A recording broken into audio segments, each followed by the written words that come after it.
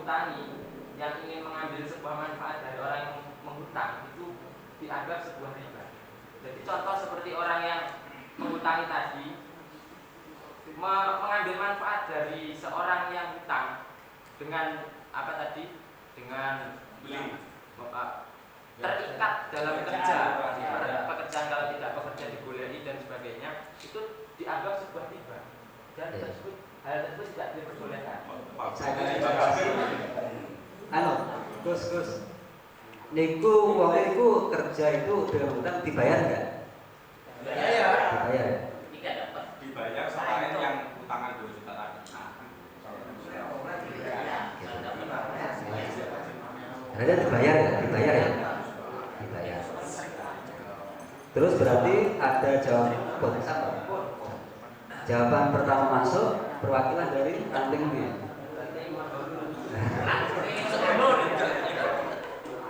Dari ranting Mambalulung mengatakan bahwasanya model hutang semacam tadi itu dihukumi haram karena berlandaskan pada satu kaidah kullu qardin jaro nafin, apa itu jaro manfaatan bahwa riba, yaitu setiap hutang yang mengambil kemanfaatan dari hutang tersebut maka dikategorikan sebagai riba. Maka kalau dikatakan riba maka hukumnya adalah haram. Maka mungkin ada yang lain.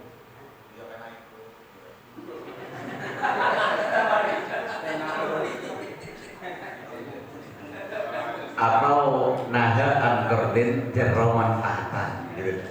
Jadi dilarang gitu ya.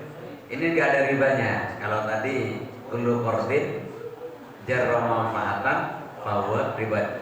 Kalau ini naha angkordin jarro manfaatan. Artinya dilarang akad seperti itu. Kalau sudah dilarang berarti nggak boleh. Makanya ada tulisan mamdumud duhul, jadi tidak boleh masuk itu kalau sudah M.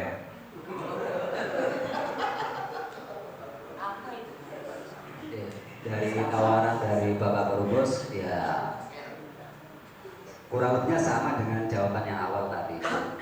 Mungkin ada yang lain yang boleh gitu mungkin. Boleh. Saya boleh.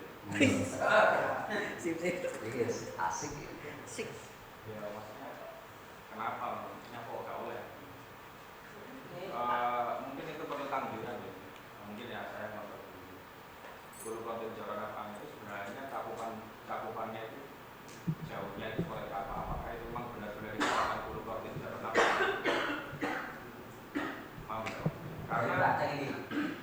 Karena dia ini sebelum ranah yang kobong tadi, karena dia memang punya hutang 2 juta yang harus dibayar dan itu sebagai bentuk jaminan kalau dia memang menjadi pekerja di situ.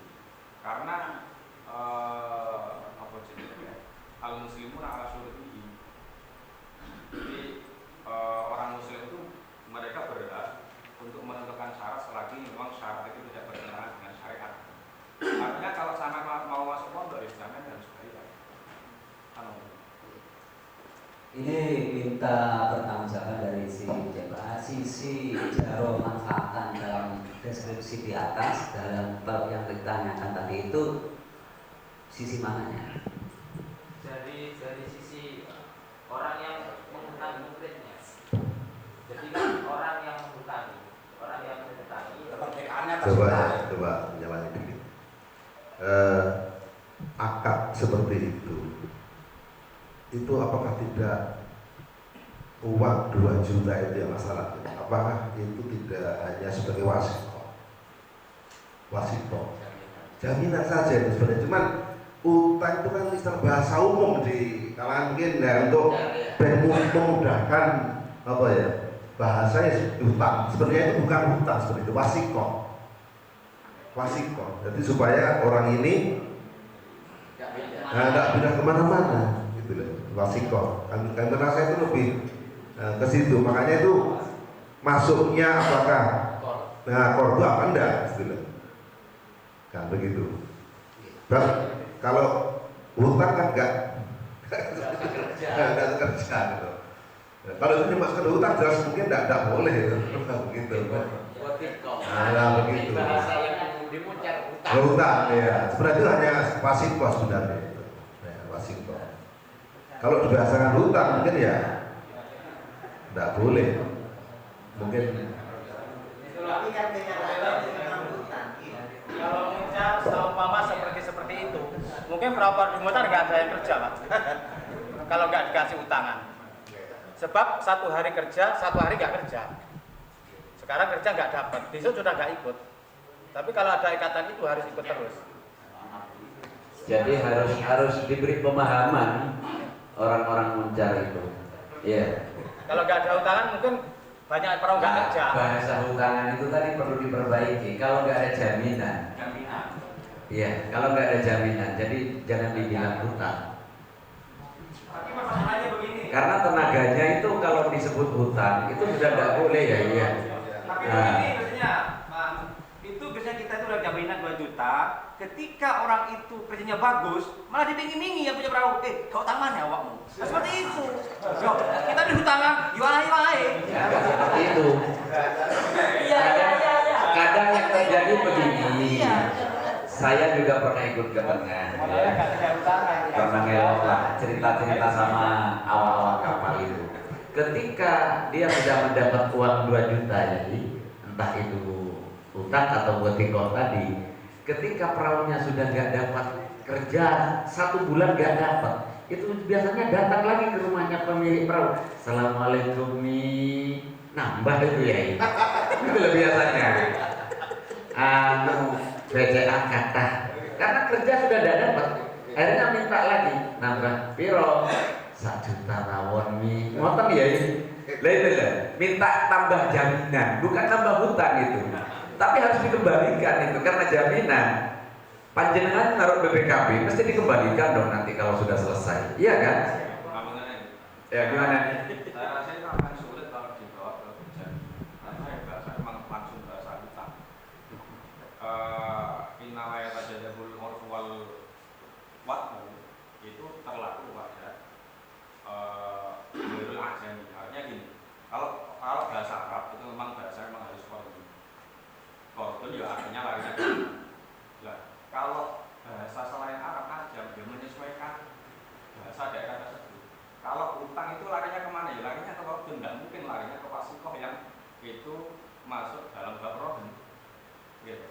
Makanya ini ya tetap kordon, cuman ini legalnya tidak dari segi wasikohnya tadi, tapi ini legalnya apakah itu disyaratkan dalam akad atau enggak? Kalau dia memang benar-benar disyaratkan, jadi kamu tak kasih uang apa? Saya hutangi 2 juta. Syaratnya kamu karena kamu saya hutangi, ya sampean harus kerja di saya, enggak boleh di saya yang lain. Maksudnya kerja di saya jangan enggak dibayar. Nah itu yang problem. Nah ini kan sama-sama dibayarnya. Artinya ini tidak ada jaron naf'an yang sama yang selevel dengan bentuk riba. Ngerti nggak? Saya ulangi lagi. Contoh riba yang jaron naf'an tadi, yang korpul jaron naf'an itu contohnya sampean saya utangi. Saya utangi untuk saya utangi 2 juta. Karena sampean saya utangi 2 juta, saya lagi ada proyek mergo sampean tak utangi, Pak. Sampean kudu uang. Sampean harus ngerewangi aku membangun rumah, mergo sampean tak wangi, gajinya harus minim.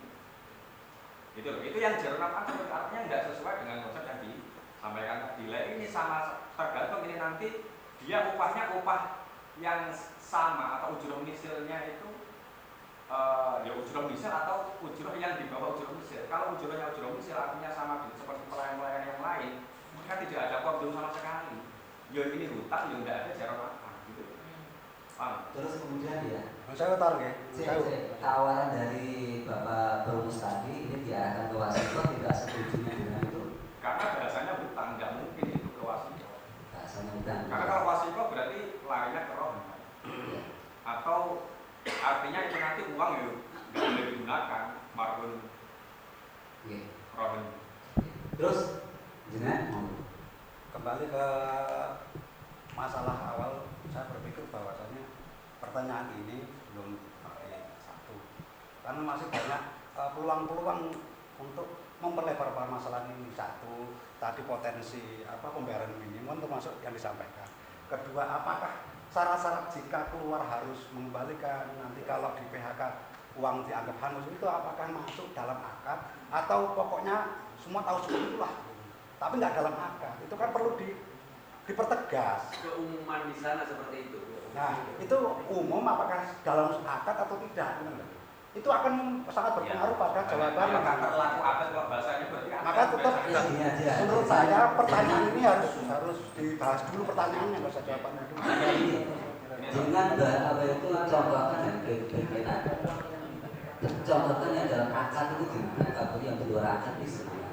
Saya ini jadi kontrak yang bisa masukkan dalam rumusan jawabannya itu seperti ini.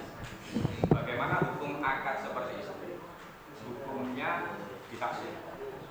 Jadi kalau hukum itu akadnya adalah akad hutang, qardun, hutang. Apakah hutang ini hutang yang riba atau yang tidak riba, maka ditafsir. Kalau terjadi pensyaratan dia harus bekerja di situ dengan ongkos minimum karena dihutangi, maka itu riba. Tapi kalau dia digaji sama selayaknya dengan ujrah misil, maka itu bukan riba. Kenapa ya? Karena tidak ada jarak nafkahnya. Nah, itu mandek di situ belum membahas masalah yang kokong itu. Paham? Terus syaratnya tadi itu nggak boleh bekerja di tempat lain itu? Ya nggak masalah. Nggak masalah. Nggak masalah. Sementara bisa saya tarik kesimpulan dari Gus Siddiq, kita mengatakan bahwasanya ini akadnya diarahkan ke akad berhutang. Terus kemudian tentang diharamkan boleh atau tidaknya, boleh atau tidaknya tergantung terhadap akadnya, yaitu di dalam di dalam syarat-syaratnya. Apakah nanti gaji orang yang mempunyai hutang tersebut itu ujratul misli apa di bawah karena dia itu punya hutang. Kalau nanti gaji orang yang punya hutang tersebut itu berarti upah umum berarti tidak termasuk riba. Tapi nanti kalau makanya saya katakan syarat dia tidak boleh kerja di yang lain itu kenapa kok tidak saya katakan riba? Karena nanti dorongnya ke yang punya kapal itu sendiri. Kalau semua jadwalnya tempur, sedangkan dia punya hutang untuk punya kewajiban tanggungan untuk kerja. Paham nggak? Iya. Nah, kalau nggak termasuk jarak nafkah. Iya. Jarak nafkahnya di mana? Ya untuk itu apa itu? Karena itu sesuai sama seperti perusahaan gitu loh Pak. Kalau sampean jadwalnya di perusahaan sudah ada jadwal jam 7, aman wajib di situ. Nggak boleh kerja di yang lain. Apakah itu jarak nafkah? Ya terbawa. Jadi sebenarnya semua jawaban harus pakai takbir. Dan coba hukum seperti itu bagaimana hukumnya, dan tolong kalau ada takbir yang secara nggak umum dari takbir yang secara khusus nggak umum. Tadi kan itu kan kaidah itu aja, monggo dicari takbir sing sore gitu, yang sore, jadi biar nggak kerambiangan gitu. Jadi kalau kita jawab harus ada takbir yang secara sore. Jadi ada askilah seperti itu, bagaimana hukumnya dan takbirnya gimana. Nanti sampaikan. Gitu, monggo.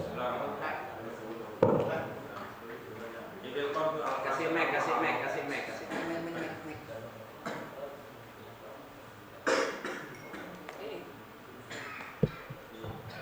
Al-Qardu al-Fasid al-Muharram wal-Qardu al-Mashhur Anafu lil mukhlid. Wa hadha in waqa'a fi sulbil aqdi fa in tawaqa'a alayhi qabla wa lam yuzkar fi sulbihi aw lam yakun aqdun jaza ma'a tawalah kasa'iri kiya riba al-waqi'ah li wajhi waradin syar'iyyah bil hukum. Wa fasad ayat ifrad bi syarti jarrin naf'an bil mukridi tarot di ziyadatin ila wa maklum anna ma'al fasad idza waqa'a asyartu fi sulbil aqdi amma law tawafaqa ala dhalika wa lam yaqa syaratun fil aqdi fala fasad. Qalu bi syarti jarra man bi syarti jarra man ay jarraha bi syarti ay jarraha bi syarti amma jaro bi ghairi syartin fala. Walau jah anal iqrab min anal iqrabu man ta'udu azyadan bi qasdiha maqruh. Jadi intinya ini lebih ke apa itu? Visul bil akti atau tidaknya syarat. Kemudian bagaimana kalau sebenarnya ini sebenarnya maklum cuma ibaratnya bagaimana kalau adat itu yang terlaku itu apa dikatakan sebagai syarat, tapi al-asoh kan enggak telat. Itu ibaratnya ya maklum. Kemudian masalah percontohan saya tadi, jadi contoh misal saya mengenai sama kemudian dari 90 rumah saya itu ada di Sulamat Taufik yang mengaji kafe wis kapan kafe Sama. belum kemarin. Iya.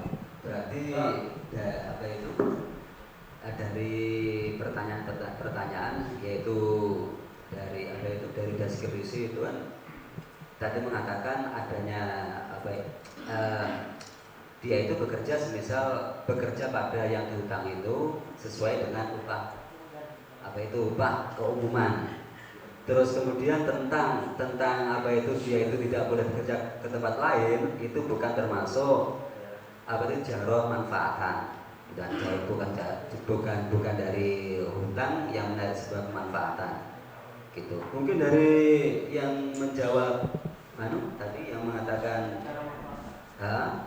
sisi yang belum ditemukan kejelasan dari jaro manfaatan yang dimasukkan pada riba itu belum. karena kami tadi mengambil kaidah umumnya saja. Gitu. Mungkin ada yang lain, masukan yang lain ibarat nambahi saja di mana berkaitan dengan upah minimum tadi digunakan kan berarti kalau ada upah minimum umum tadi berarti kalau umum diperbolehkan ya gitu. Oke. Yang jadi masalah adalah ketika perahu itu dapat saatnya kita dapat jualan 100 juta. Itu terkadang ada namanya potong tengah di mana itu belum dibagi dulu tapi diambil dulu untuk belikan alat. Lah alat itu tetap kepunyaan yang punya perahu yang jadi masalah kan itu. Lah ini kan berkaitan dengan boleh dan tidaknya kan itu nanti kan seperti itu. Jadi di mana upah minimum itu ada di mana? Soalnya apa? Ketika dapat 100 juta, kita dapat ikan 100 juta, jual 1 juta. Ada di mana namanya bahasa potong tengah. Jadi bahasa di mana belum dibagi, belum dihitung, diambil dulu, ya kan? Karena berkaitan dengan boleh dan tidaknya upah minimum tadi kan. Jadi boleh dan tidaknya kan berarti merujuk pada upah minimum tadi kan. Ketika diambil potong tengah, alat ini punya yang punya Pak. Terus ini hukumnya bagaimana? Yang tidak boleh itu gini, yang punya perahu ngutangi 2 juta, kemudian dia diberi ongkos yang mestinya 100.000 karena dia dihutangi dikasih 50.000. Ya yang tidak boleh. Yang jadi masalah begini Pak, kan ini kan upahnya minimum ya, jadi perhitungannya upahnya itu standarisasinya kan terbingung. Jadi ketika kita dapat padolan 100 juta dan hitungannya kalau kita fair berhitung dapat 100 ribuan, ya kan? Tapi karena dipotong tengah, nggak mungkin dapat 100 ribuan, valid sudah. Ya ini yang jadi masalah. Makanya itu nanti akan merujuk ke ijarahnya ini bagaimana? Lah ya itu. Karena ijarahnya ya itu masalah yang lain. Yang terpenting gini, kalau itu syaratnya tidak disebutkan dalam akad pun beres. Ya, mau. yang punya perahu bagaimana ya? Ada bini dia. Bagaimana? Jujur. Baik.